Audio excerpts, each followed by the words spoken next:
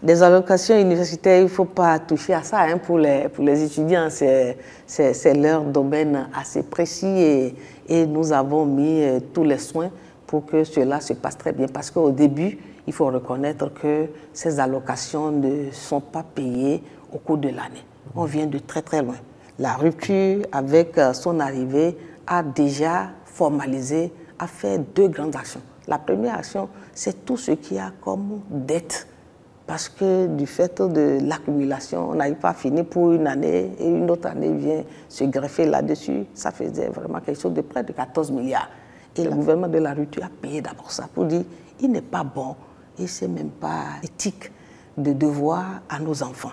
On leur donne ces allocations pour leur permettre de pouvoir continuer leur formation. Donc après cette action importante, on a procédé à la bancarisation qui était déjà de cours, mais à leur mensualisation maintenant. Et si bien que les allocations sont traitées exactement comme les salaires.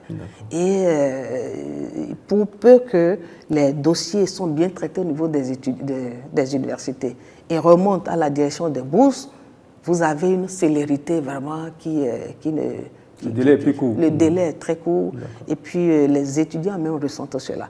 Alors actuellement, nous pouvons dire que d'un délai de plus d'un an, voire un an et demi, à l'heure actuelle, nous sommes les choses se sont davantage améliorées. Oui, ça veut dire que si le dossier vient et que l'apprenant, l'étudiant dépose son dossier en ligne et que la commission statue là-dessus, immédiatement, il reçoit le mois qui vient, il reçoit ses allocations.